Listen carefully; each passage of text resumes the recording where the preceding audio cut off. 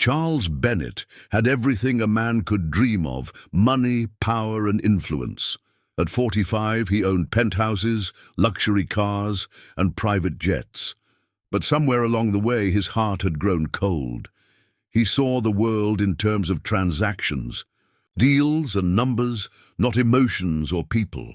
When he attended charity events, it was never for compassion. It was to polish his reputation and remind others of his status. He was the kind of man who believed kindness was weakness, and that the poor were simply unlucky or lazy. On one rainy Friday evening, his beliefs were about to be challenged. The community center in downtown New York was small and humble, built on donations and volunteer work. It wasn't the kind of place Charles usually set foot in, but he had been convinced by a business associate to make an appearance. He entered wearing a tailored suit, his polished shoes clicking against the floor, a stark contrast to the worn carpet and chipped paint. Parents, children, and local residents gathered there, their faces glowing with warmth, despite the modest setting. Charles's sharp eyes scanned the room, not in admiration, but with thinly veiled judgment. He thought of himself as above them. As he leaned against the wall, Charles's attention shifted to a small figure sitting quietly near the corner. It was a little girl, no older than 8, holding an old, battered violin. Her clothes were simple, her hair tied back in a loose ponytail, and her shoes looked worn with use. She didn't mingle with the other children, nor did she seem to notice the man watching her. Instead, she cradled her violin like a precious treasure. Charles raised an eyebrow, intrigued, though not kindly. In his world, appearances mattered, more than effort, and she hardly looked the part of talent. A group of adults gathered around him, trying to impress the millionaire, but Charles's gaze stayed fixed on the girl. With a smirk tugging at his lips, he decided to make a spectacle. He walked toward her, his expensive cologne filling the air, and crouched slightly to meet her level. The room grew quieter, people curious about his sudden attention. "Well, well," he said in a mocking tone. "What do we have here?" "A little musician." The girl looked up, startled by his presence. Her eyes were shy, yet filled with an innocence he couldn't quite read. Charles straightened and chuckled, his voice echoing across the hall. "Tell you what, little one, why don't you play something for us? If you're good enough, maybe I'll adopt you." His words dripped with sarcasm, as if her music could be nothing more than a child's noise.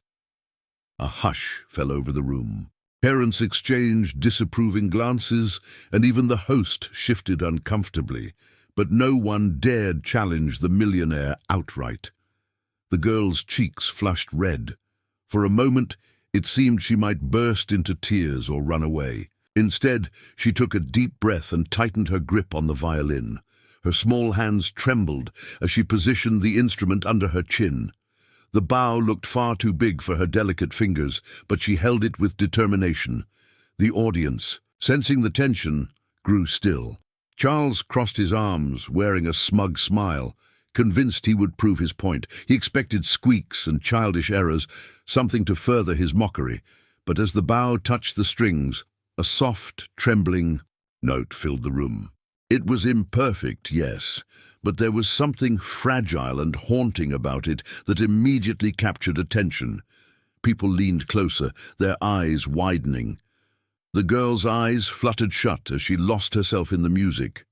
At first, the notes wavered, uncertain like her confidence, but with each passing second, her playing grew stronger, clearer, and more powerful. A melody poured out, carrying emotions too heavy for an 8-year-old to express in words. The sound was raw, filled with longing, sorrow, and a quiet strength. Conversations halted, footsteps froze, and all eyes turned toward her. Even the children stopped their games to listen. Charles's smirk faltered slightly, though he kept his arms folded. Something about the way she played stirred a faint discomfort inside him. He tried to dismiss it, telling himself it was a coincidence, that the violin was simply louder than expected. But deep down, He felt the music tugging at him in a way he hadn't allowed himself to feel in years. The girl's bow danced gracefully across the strings, producing notes that resonated with the hearts of everyone present. Her frail body swayed, gently with each phrase, as though she was not just playing the music, but becoming it. The haunting melody filled every corner of the humble community center, wrapping around the audience like a fragile, invisible embrace. Charles shifted uncomfortably, his throat tightening. He tried to maintain his expression of indifference, but his jaw clenched as the melody grew more intense. The girl's violin spoke of struggles unspoken, of nights spent in quiet loneliness, and of dreams too big for her small frame. Each note pierced through his carefully constructed walls of pride and arrogance, chipping away at the armor he had worn for decades. Around him, he could see people move to tears, mothers holding their children close, fathers nodding with respect. But for Charles, it wasn't admiration, it was something deeper, something unsettling.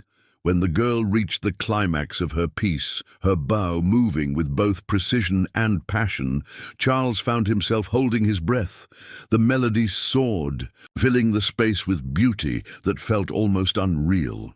Then, as she gently lowered the bow, the final note lingered in the air, a soft echo that seemed to demand silence. For a few seconds, no one spoke. The room was suspended in awe. Slowly the spell broke, and the audience erupted in applause, their clapping thunderous in the small hall.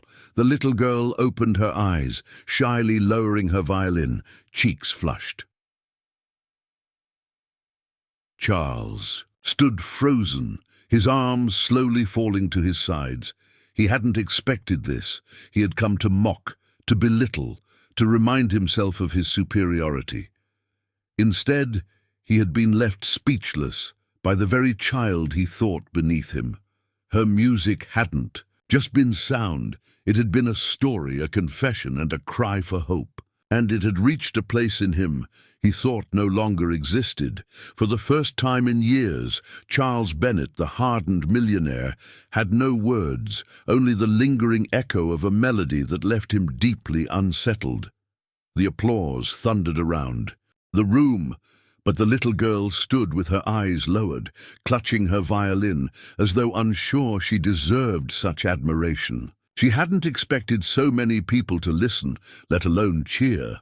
For her, playing music was a private escape, something that carried her away from hunger and loneliness. Charles, however, remained still, his polished shoes rooted to the floor. His chest rose and fell heavily, and he felt a lump in his throat. He wasn't accustomed to emotions overwhelming him, and the sheer vulnerability of that moment unsettled him more than he cared to admit. The host of the evening, a kind middle-aged woman, placed a gentle hand on the girl's shoulder and whispered something encouraging. The child gave a timid nod, her small smile barely forming. Around them, people wiped their eyes, still caught in the spell of her performance. Charles watched in silence, though inside his thoughts raced.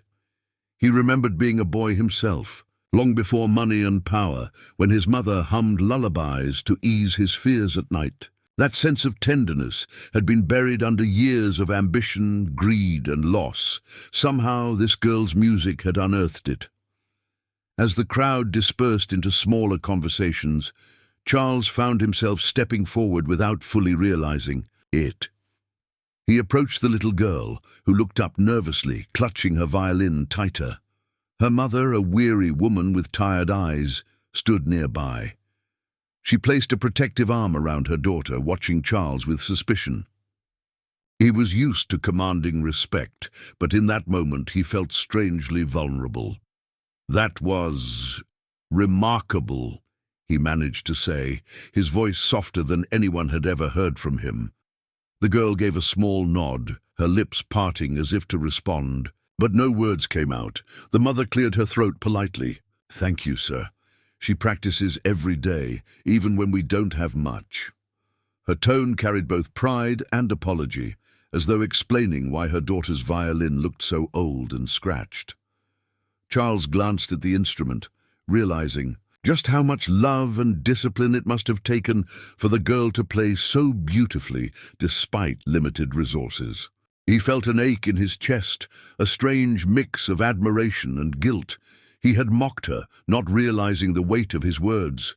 Now, standing before her, he felt like the smallest man alive. He wanted to say something, anything, to make amends, but the right words eluded him. Instead, he asked, "What's your name?" The little girl looked up shyly. "Lily," she whispered, her voice barely audible. Charles repeated it softly, as though tasting the simplicity and purity of it. Lily, a name that carried innocence and beauty, just like her music. He turned to her mother. "And you?" She hesitated before replying, "Sarah." Charles gave a nod, though he noticed the wariness in her gaze. She didn't trust him, and why should she? He had humiliated her daughter in front of strangers. Before he could speak further, one of the volunteers came over, praising Lily's performance and offering her a chance to play at another community event the following week. Lily's eyes lit up, her shy smile growing wider.